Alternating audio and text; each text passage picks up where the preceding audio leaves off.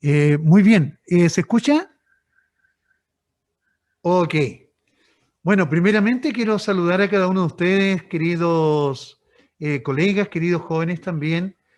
Y la verdad, este es un tema bastante extenso, pero sin embargo, durante todo este tiempo, cuando nos pusimos como con el pastor Guillermo a pensar eh, qué, qué tema tratar después del primero que él dio en cuanto a la identidad de nosotros como cristianos, basado ahí en el libro de eh, Esther. Bueno, de ahí entonces hubo un momento en que uno tiene que pedirle al Señor la dirección, eh, cómo abordar este tema. Entonces, Dios ilumina también, ilumina la mente de uno, y me llevó al pasaje de Isaías 59. Y la verdad que si usted lo lee, aquí va a encontrar verdades universales.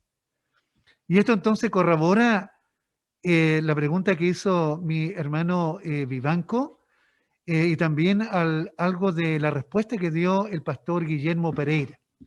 Vamos a orar primero. Padre, Señor, primeramente le damos gracias, porque a la verdad su palabra dice de que todo hombre es culpable y todo hombre también lleva escrita la ley en su corazón.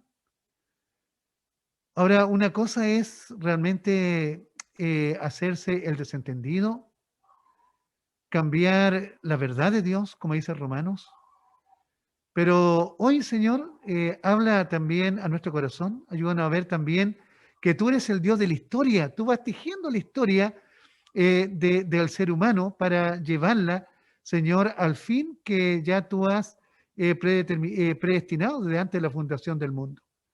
Te damos gracias, Señor, por esto y pedimos ahora tu bendición. Ilumina nuestras mentes, Señor. Pone también en nuestro corazón el poder tomar esta palabra, meditarla, darle una y otra vuelta y sacar, Señor, todo aquello que realmente no corresponde a ella.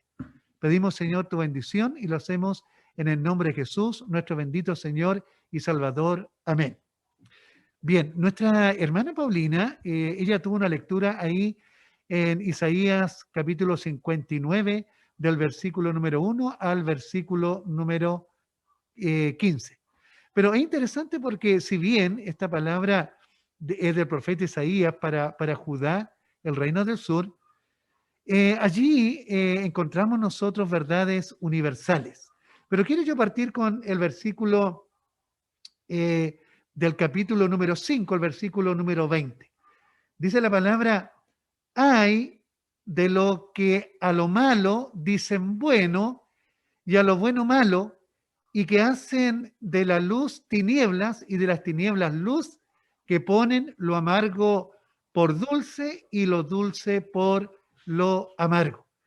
Entonces ya vemos, bueno, ahora nosotros ya le pusimos nombre así, relativismo, pero vemos de que desde un principio el ser humano entonces ha tenido una disyuntiva, un problema con invertir entonces la verdad, la verdad de Dios, y también poner en parte lo que domina el pensamiento humano. Eso lo dice Isaías 59, versículo, o sea, Isaías 5, versículo número 20. Ahora, en Isaías 59, solamente yo voy a resumir allí. En el versículo 4 dice la palabra, no hay quien clame por la justicia, ni quien juzgue por la verdad. Confían en vanidades, en vanidad, hablan vanidades, conciben maldades y dan a luz la iniquidad. Entonces, esto no podemos pensar de otra manera, es una verdad universal. Ya se trata del hombre en su condición natural, en su condición de no regenerado. Y el versículo número 5, si ustedes ven allí, son acusados por el mismo Espíritu Santo, y es asombroso. Este solo versículo describe al pueblo de Judá, ¿ya? Y de hecho, este solo versículo describe la totalidad del mundo. En el versículo número 8 de Isaías 59, y este es un principio, amados jóvenes, amados hermanos, que aplica a todas las épocas de la historia humana de este mundo, y resulta entonces, y de aquí, por no aplicar la verdad absoluta de Dios, resulta la miseria humana. Y el tema de este versículo, si usted lo lee, es la paz. Pero el mundo, aunque ahora se la están jugando, buscar la manera, cómo llegar a un consenso, cómo llegar a la paz, pero el mundo no tiene ni goza de paz. La paz, por lo tanto, entiéndanlo así, no es una filosofía, no es una doctrina, sino que es persona y está centrada entonces en la persona de Cristo. Y el versículo número 10, si usted lo leen allí, del capítulo número 59, dice, palpamos la pared como ciegos y andamos a tientas, dice, como sin ojos, teniéndolo, ¿ah? Dice, tropezamos a mediodía como de noche, habiendo luz, habiendo sol, dice, y estamos en lugares oscuros como muertos. Eso dice el versículo número 10. Ahora, y las preguntas que tenemos que hacernos, ¿era por falta de luz? ¿O no tienen ojos para ver la luz? Ahora, ellos no tienen ojos para contemplarla. Y esto se llama una ceguera voluntaria. Esta misma ceguera se apodera de todo el mundo y dice la palabra, se hicieron ciegos. Y el versículo número 15, que llama la atención, dice allí, y la verdad, fíjense en esto, y la verdad absoluta de Dios, dice, fue detenida. ¿Ya? La verdad de Dios, dice, fue detenida. Ahora, esto tienen que ustedes inmediatamente contextualizarlo con el tiempo que estamos viviendo en el día de hoy, ¿ya? En estos tiempos. Ahora, dice, y el que se apartó, o sea, el que comprendió la verdad absoluta de Dios, dice, y el que se apartó del mal, fíjense lo que le pasó. Dice, fue puesto en prisión.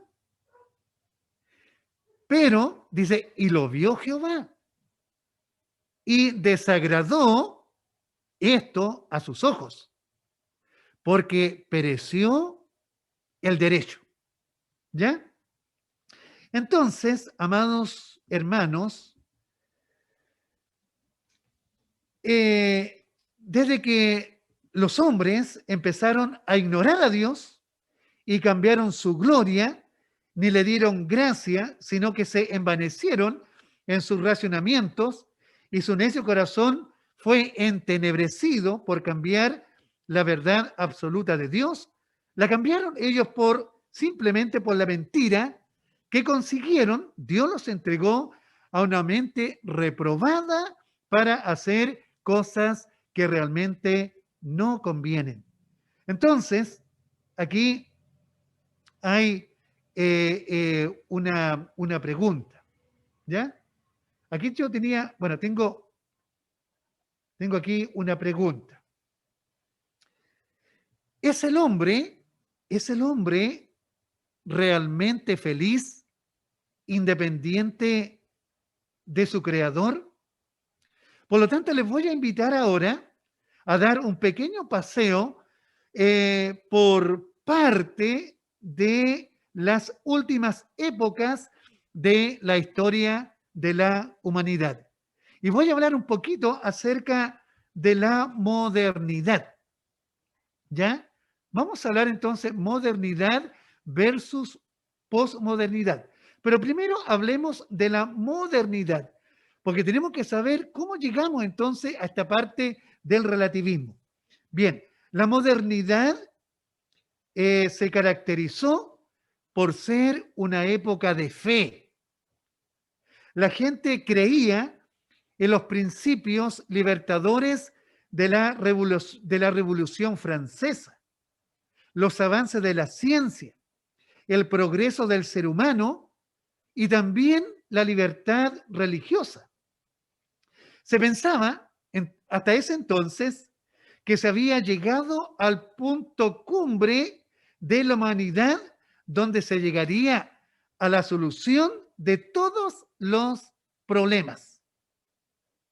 Resultado, ideales que ni siquiera llegaron a un mínimo cumplimiento.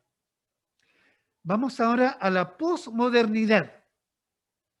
Bueno, la posmodernidad surge precisamente como resultado del desencanto ante la frustración que produce el fracaso a los postulados de la llamada modernidad o época moderna.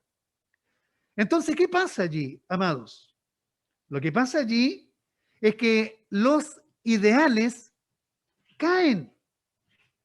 La fe en las ciencias y la tecnología se derrumba al observar que éstas no se utilizan para hacer el bien y por implicación lógica, la fe en el progreso también se desvanece. ¿Qué pasó? ¿Qué pasó entonces? Bien, la búsqueda del saber, la tecnología, la razón y la ciencia dejaron un vacío en el espíritu del hombre.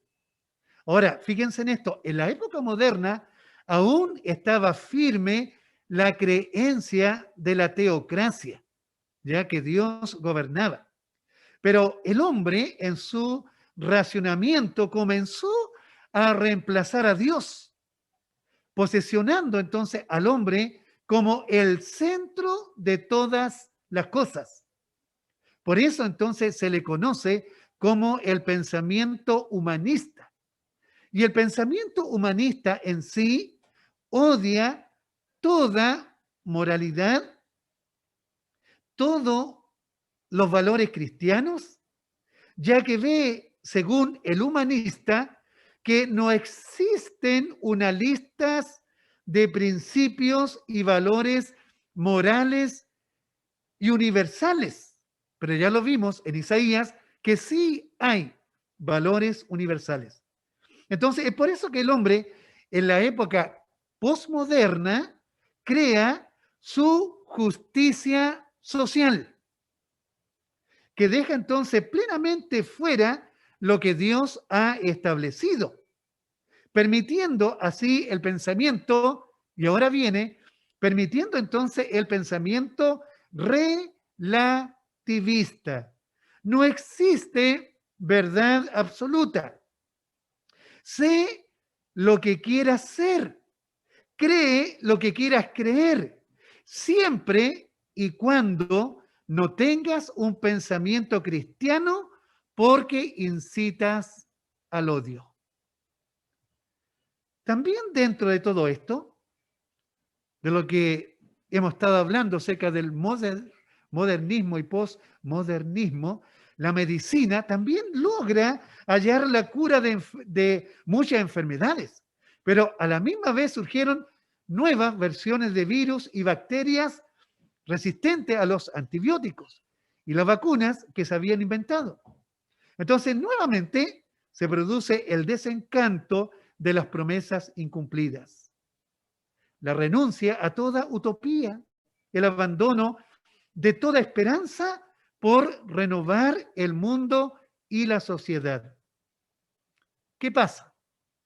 Se rechazan las certezas, se vive sin sentido, el aumento de la maldad, amenazas a la vida e inseguridad social, ha traído, por lo tanto, lo que vemos en el día de hoy, crisis de desesperación. Entonces, tengo aquí como una nota, yo la apunté.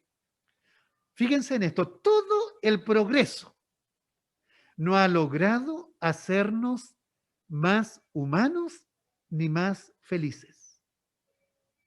Y lo que compete ahora con nosotros, bueno, más bien con ustedes, ¿ah? Nosotros ya pasamos esta parte. ¿Qué pasó entonces con la juventud? La juventud cayó en un pacifismo, se acomodó al ambiente y mareada con el vértigo de las experiencias vivenciales extremas, estoy hablando de la erotización, el mundo de las drogas y la violencia como intensa experiencia ante situaciones de muerte.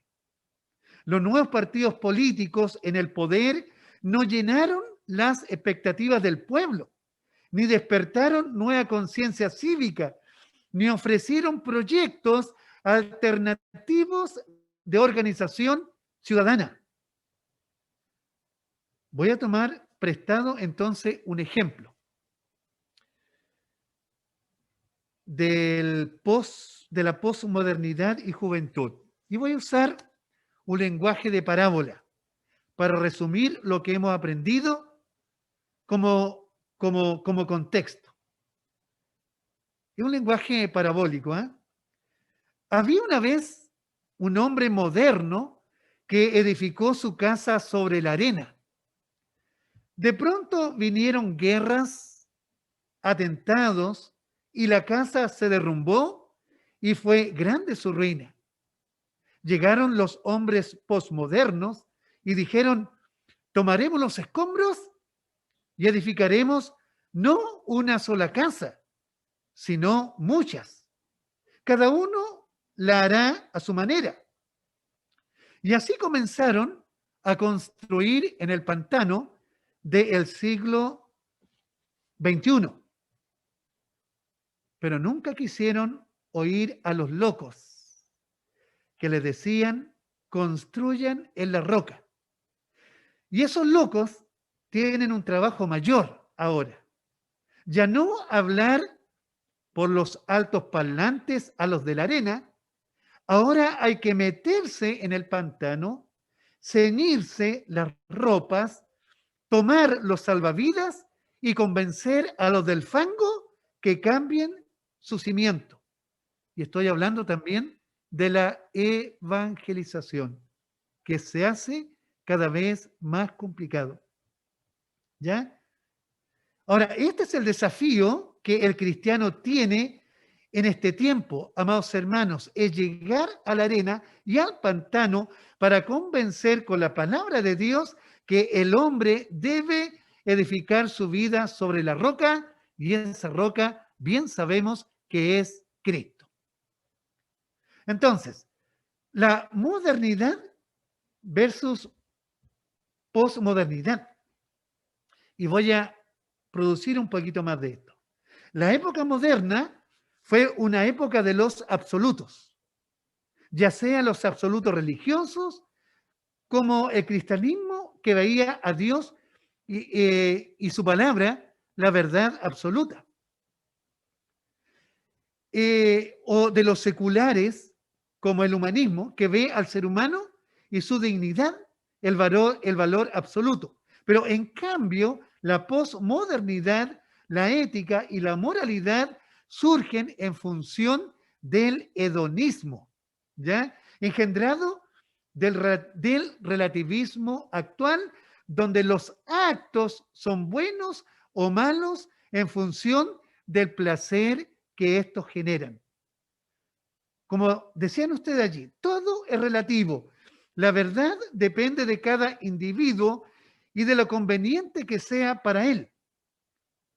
Cuando hablo del hedonismo, hoy somos gobernados por nuestros sentimientos, los cuales son revalorizados. Y hoy se apela mucho a eso, a los sentimientos, ¿verdad? Se publican situaciones donde uno que está detrás de la pantalla juzga al ver, ¿verdad? Actos de violencia, pero apelan, ¿verdad? Todo a los sentimientos. Bueno, entonces yo le decía, el relativismo afecta muchos campos, el campo político, el campo religioso, el campo social, etcétera, ¿verdad? Y allí entonces está en lo social, ideología, ciencia, en lo político, todo esto entonces afecta. Por lo tanto, el relativismo es una filosofía y la verdad depende de cada individuo y lo conveniente que sea para él. Y hoy somos gobernados, ya les decía, por nuestros sentimientos, los cuales son revalorizados. Entonces vivimos bajo una emocracia. Prevalece la emoción por sobre todo. Ahora,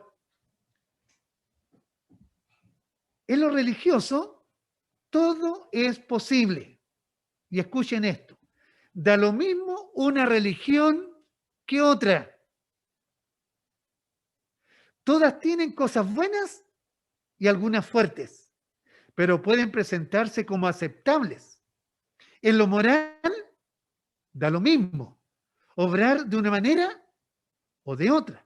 Todo depende de la conciencia de cada uno. Por eso delante yo escuchaba acerca de la libertad cristiana. ¿Ya? Bueno, la verdad, la verdad es que lo que el pensamiento de hoy es que la verdad tiene algo malo y lo malo tiene algo de verdad. Y este es un pensamiento que fluye en muchas mentes en el día de hoy. Bueno, leí por ahí un tiempo atrás en las redes sociales alguien que conocí yo de pequeño, inclusive fue uno, podría decirlo, de los primeros niños que se captaron ahí en San Pedro cuando comenzó la obra. Pero ya ese niño creció, ya es un joven adulto, ya está casado, ¿verdad? ¿Verdad? Tiene su familia. Y bueno, y él hizo vida de iglesia, participó mucho en la Iglesia Católica Romana, luego entonces participó con nosotros. Pero lo que me dejó a mí también una inquietud es que él decía lo siguiente: Satanás no es tan malo como dicen los cristianos o como dice la gente. Satanás no es tan malo, dice, porque Satanás también tiene cosas buenas. ¿Se dan cuenta? Cuando uno se pone a pensar en esto, se pone, inmediatamente surge en nuestra mente lo relativo. Pero ¿qué dice la palabra absoluta de Dios? Dice que él, en este caso Satanás, tomándolo como ejemplo, él ha sido homicida desde siempre. Él es el padre de mentira. ¿Ya? Bueno, podríamos hablar mucho más, pero el relativismo, entonces, es tal el daño que produce, es tal su postura tan cerrada que se niega a aceptar principios sólidos y definitivos. Definitivos, perdón. Veamos entonces el relativismo en la iglesia. ¿Ya? El relativismo en la iglesia. Recuerdo años atrás que se empezó a oír de nuestros púlpitos, tal vez los jóvenes de ahora no lo entienden, o bueno, no lo vivieron, pero tal vez lo escucharon. Se empezó a escuchar de algunos de nuestros púlpitos: la Biblia dice y se desdice. La Biblia contiene la verdad de Dios, pero no es palabra de Dios. Y esto es gravísimo, ¿ya? Bueno, dice, si no, o sea, como si tú dices que es palabra de Dios, pero si no te afecta a ti en el pecado en que te encuentras, si a ti no te afecta, está bien. Ahora, si te afecta, bien, es palabra para ti, pero no es palabra para mí. Ahora, yo me sorprendí mucho porque conocí a estos pseudos pastores que llegaron y entraron a nuestra denominación vestidos de ovejas, Y recuerdo que se acercó una jovencita que se iba a casar, estaba de novia, y uno de estos pseudo pastores, la recomendación que le hizo para conocerse más entre él y ella era que tuvieran relaciones prematrimoniales. Porque para él, ¿verdad? Eso no era pecado, no era malo.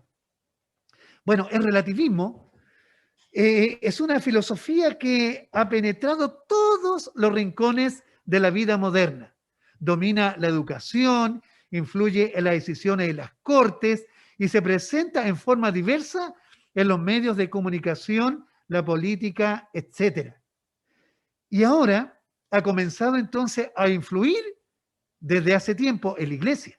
Este relativismo lleva varios disfraces cuando entra en nuestro medio. Por eso, ojo, para eso entonces están los presbíteros que tienen que estar atentos a la predicación de su pastor, de una visita, ¿verdad?, de algún hermano, para poder ver si va de acuerdo a la palabra de Dios.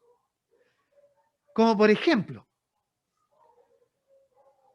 hoy uno puede escuchar, dice, las doctrinas no importan. Estamos diciendo con esto, fíjense, estamos diciendo con esto que no importa la verdad. También usted va a escuchar, siento que tal doctrina no es verdad, como si las doctrinas se basaran en sentimientos subjetivos y no en la Biblia. En la adoración, la gran parte de las alabanzas que pegan, como dicen algunos, gran parte de ellas están basadas en mis sentimientos. Ahora, uno de los disfraces más populares hoy en día es el concepto, el equilibrio de la verdad. Yo sé que hay varios aquí que dominan, que tienen conocimiento, pero quiero hacer una pregunta. ¿Es la salvación solamente por gracia o el hombre contribuye algún mérito de sí mismo? Bueno, la verdad absoluta es que el hombre no contribuye en nada. Esto pasó en una congregación X, también la extraje de un documento.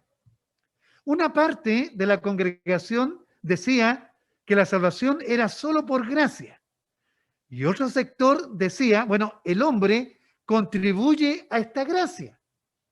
Temiendo el pastor una división, dijo lo siguiente: hermanos, yo veo un equilibrio de verdad en esto. Y luego siguió con un discurso sobre cómo la escritura permite una variedad de grandes opiniones. Después de todo, dijo, la verdad probablemente esté entre estas dos opiniones, solo por gracia, y el hombre también coopera. Bueno, algunos aprobaron el discurso creyéndolo razonable, sin darse cuenta que el pastor estaba socavando todo lo que el cristianismo realmente representa. Ahora, si la Biblia es demasiado ambigua para resolver cuestiones esenciales, yo le digo, esto está muy malo. El intento por reconciliar la congregación llevó a este pastor a la trampa del relativismo, la negación de la verdad absoluta. Ahora, yo les digo, es posible, amados hermanos, es posible, y lo hacemos muchas veces, comparar conceptos opuestos. Y los jóvenes son muy buenos para discutir en esto.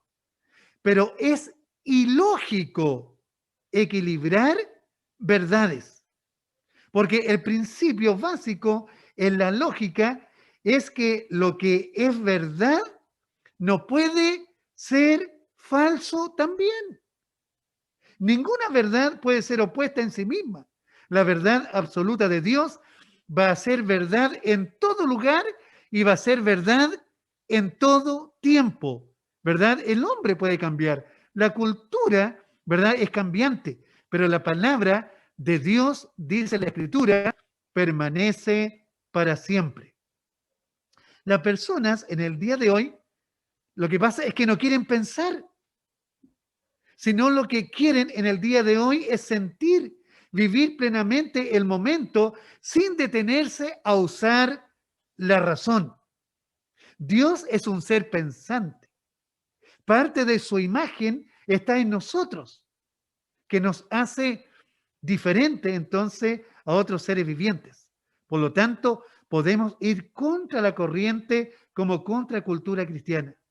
Debemos ser críticos, según los parámetros de las Sagradas Escrituras. Primera a los Tesalonicenses, capítulo 5, versículo del 21 al 22, allí nos da algunos principios.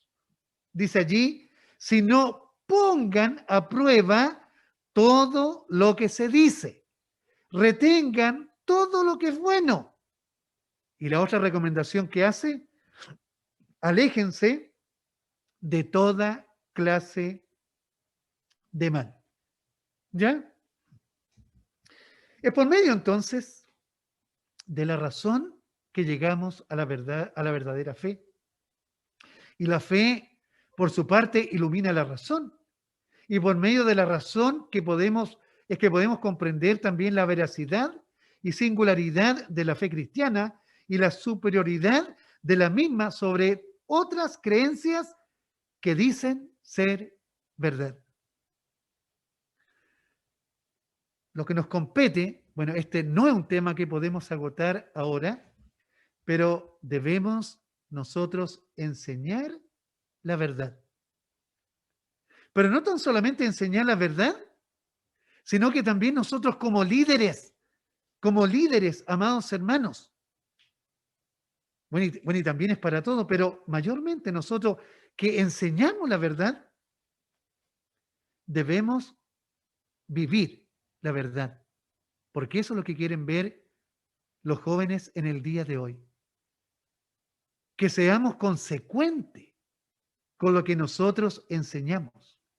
Que esa verdad también se pueda mostrar, pero también ese es el testimonio de la iglesia como cuerpo, el testimonio personal que cada creyente debe dar. Porque esto también dice que muchas veces el no creyente lleva a realmente denigrar a Dios por la manera en que tú y yo vivimos esta verdad absoluta. Otra cosa, Oseas capítulo 4, versículo número 6, dice lo siguiente. Es la ignorancia lo que produce la destrucción en el pueblo de Dios. Oseas 4:6 dice allí, mi pueblo está siendo destruido, dice, porque no me conoce. Amado hermano, ¿cuánto conoces tú a Dios? ¿Cómo llegas a conocer a este Dios? Bueno, los principios básicos de la teología es que Dios existe y Dios se ha revelado.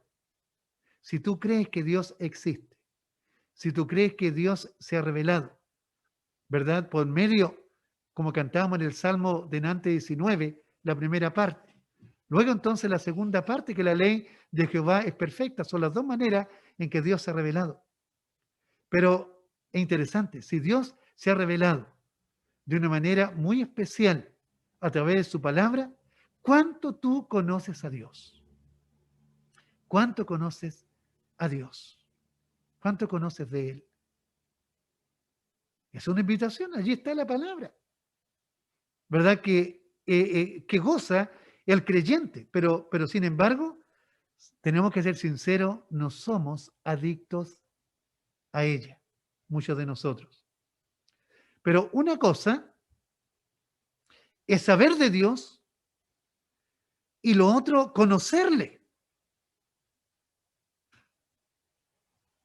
Pero sigo en ese versículo de Oseas, pues por falta de conocimiento, dice, mi pueblo ha sido destruido.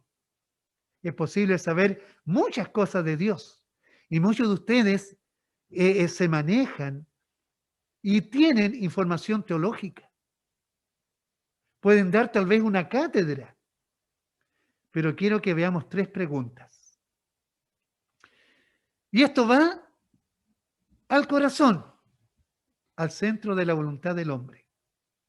¿Estás realmente convencido de la verdad absoluta de Dios o dudas de ella? Segunda pregunta.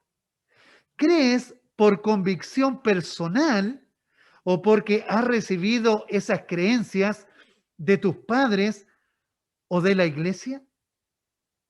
Tercera pregunta.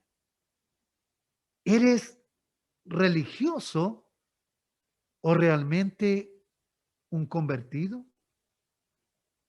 Amados jóvenes y hermanos, estar en la iglesia, ser hijo del pacto o haber sido criado en una familia cristiana, realmente no nos dice mucho.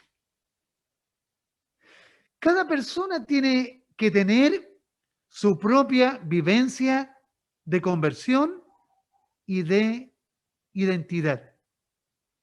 Saber de dónde viene, saber quién es y saber hacia dónde va. El relativismo es tal que ha afectado el concepto del pecado, provocando una ausencia de sentimiento de culpabilidad, de arrepentimiento, de incomodidad, de remordimiento y respeto. Más bien ha incrementado precisamente el llevar a cabo el acto de pecar. Uno de los aspectos donde vemos fácilmente la influencia del relativismo es en el concepto, tomo un solo ejemplo, que alguien por ahí lo puso en el muro, es el concepto de familia. La cultura postmoderna ha derribado los esquemas de pensamientos predominantes, ha derrumbado las grandes estructuras tradicionales y así entonces podemos hablar en el día de hoy de familias alternativas. Se han quebrajado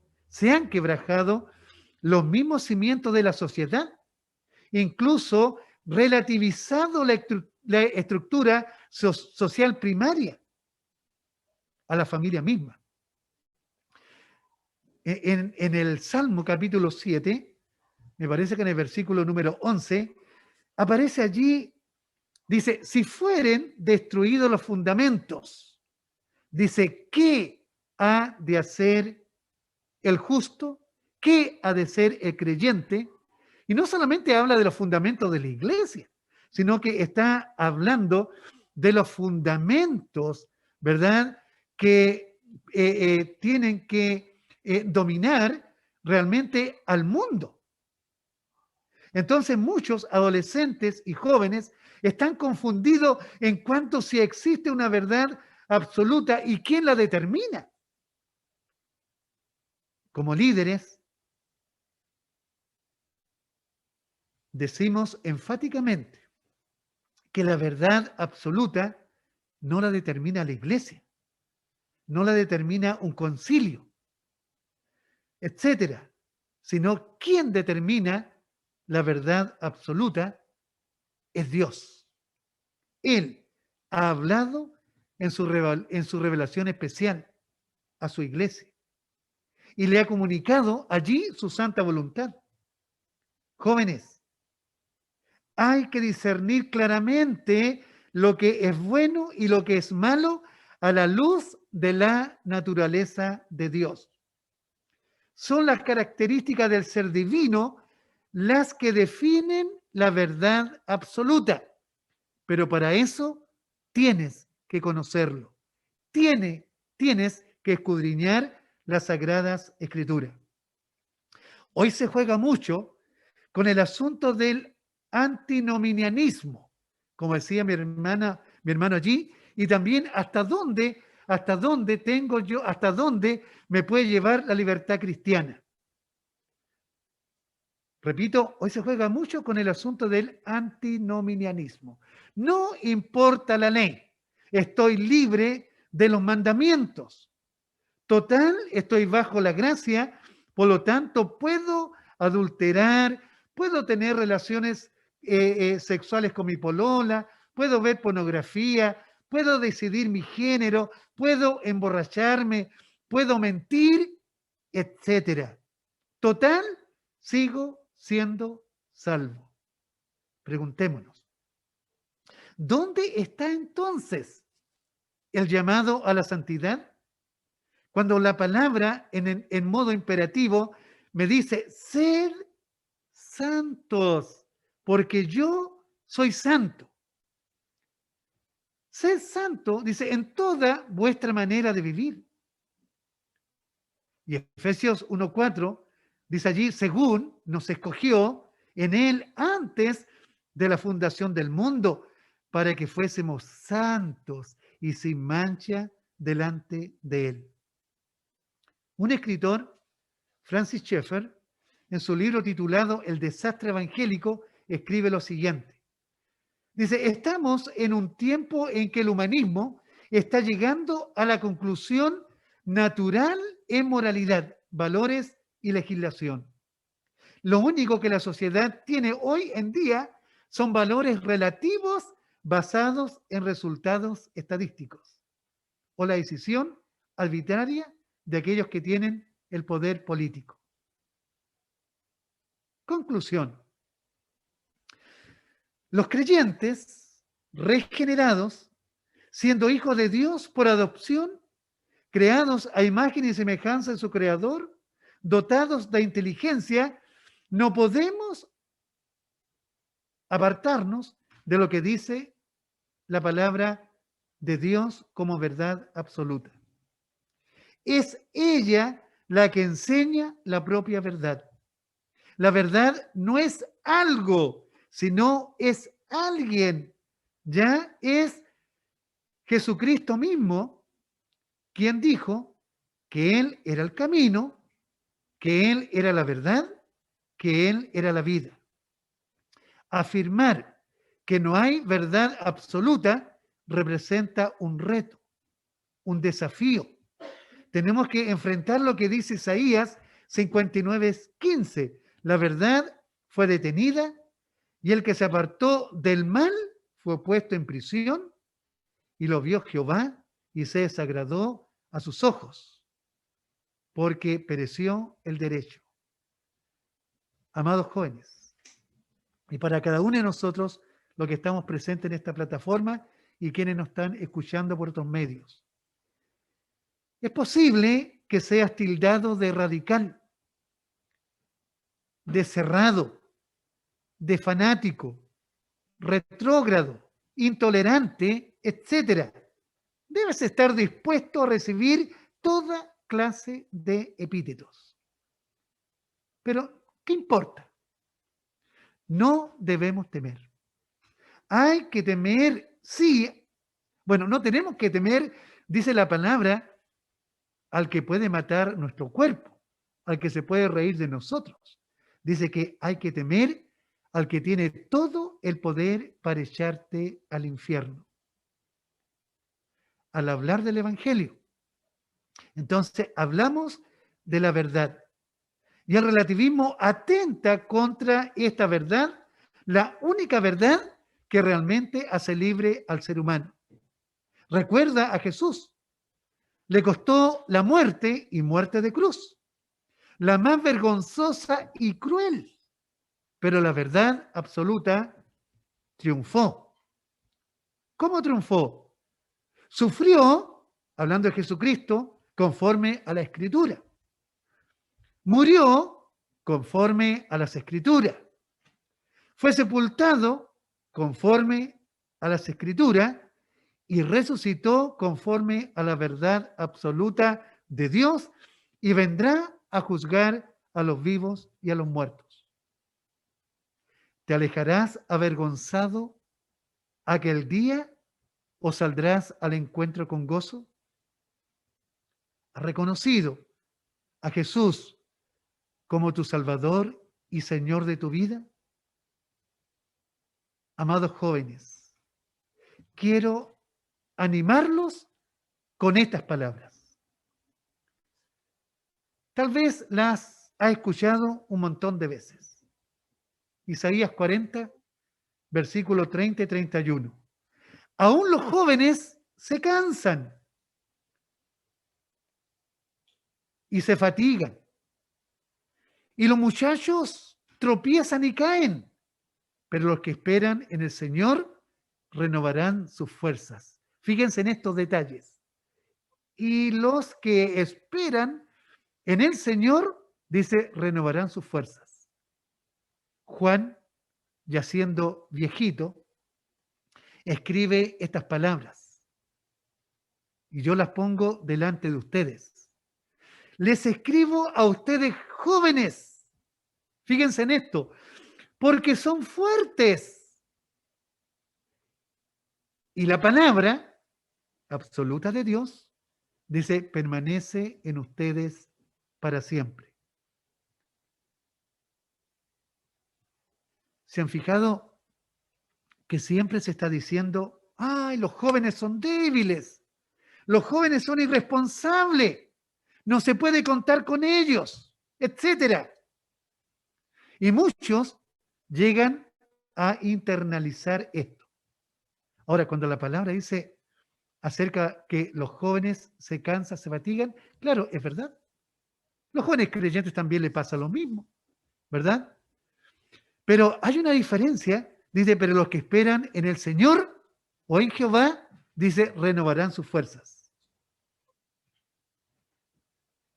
Y Juan dice que en el joven regenerado, en el joven creyente, dice, la palabra absoluta de Dios permanece en él.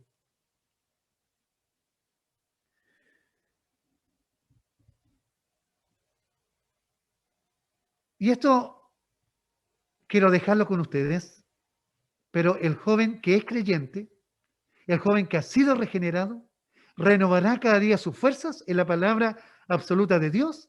Con ella podrá limpiar su camino y la palabra lo hará fuerte cada día para vivir y enfrentar el mundo de hoy.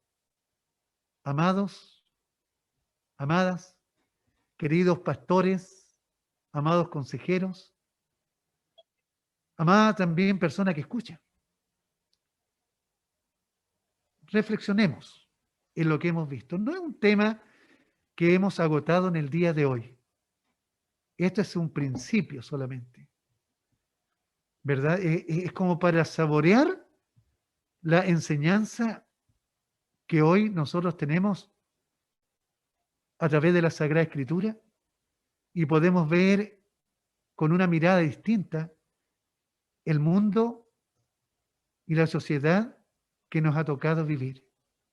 Pero sabiendo por todo, sabiendo en todo de que Dios gobierna. Cristo es Señor de todo. Oremos. Padre, no nos queda otra cosa más, Señor, que pedirte perdón. Porque teniendo, Señor, al alcance la verdad absoluta, Señor, que es tu santa palabra, no conocemos a este Dios que se nos revela. Pone, Señor, en cada uno de nosotros este interés. Inclina, Señor, nuestro corazón cada día para realmente tener, querer tener, desear tener esta intimidad contigo. Y no solamente convertirnos en realmente portadores de tanta información, sino que más bien toda esa información pueda bajar hasta nuestro corazón y hacer vida allí. Yo de los cielos te agradezco, Señor, porque aún queda parte, Señor, de la majada, de estos jóvenes, Señor, que se atreven, que tienen que enfrentarse cada día en sus universidades, en sus colegios, en sus trabajos. Señor, con tanta mugre que la sociedad siembra por causa de haberte desplazado a ti, siendo que tú, Señor, nos llamas, Señor, a una vida íntegra y que eres lo mejor, Padre, para tus hijos. Agradecemos, Señor, su constante presencia, su ojo vigilante, su mano extendida día a día y su oído, Señor, atento a las oraciones, Señor, de su pueblo. Clamamos, Señor, para que usted nos ayude. Y lo hacemos todo esto en el nombre de Jesús, nuestro amado Salvador. Amén.